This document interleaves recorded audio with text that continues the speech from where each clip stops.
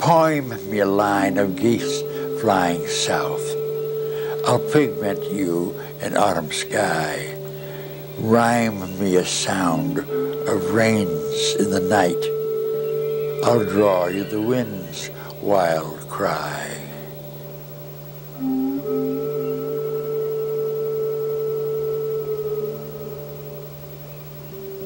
Living in the mountains feeds you. He was working at the hardware store part-time because he was painting and trying to sell his work. The guy who owned the hardware store said, I'm going to do you the best, greatest favor I've ever done anybody.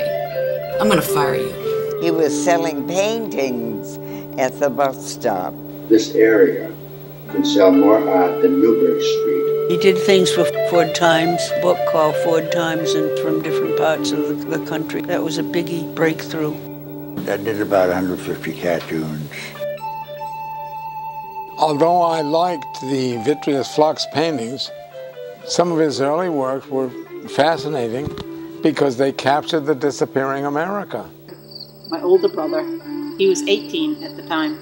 He came around a corner, but there was a big Merrill truck parked right around the corner, and my brother's car went right into it, I guess. He painted some shockingly sad pictures, and it was because of the loss.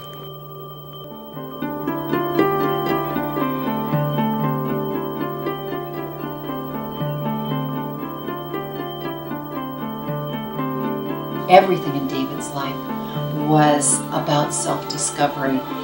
Whether it was painting or making music or writing poetry, or just having amazing conversations, it was a deep and joyous expression of life, which was the art of allowing.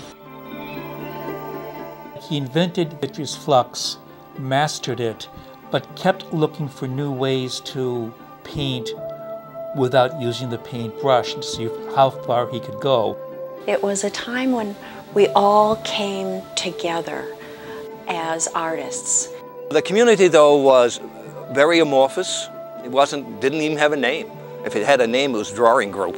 He was like one of those bohemian 20-year-olds that was wandering all over, only he wasn't 20.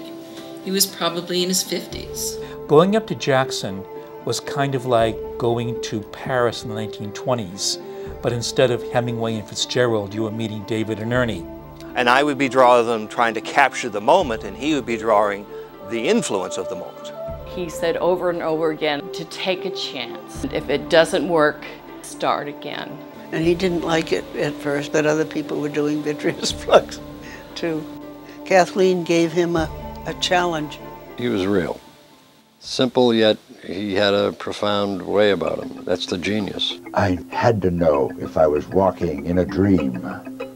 So I quickly crept up the stairs as fast as an old man can, to my room, then to my bed, happily. I found I wasn't there.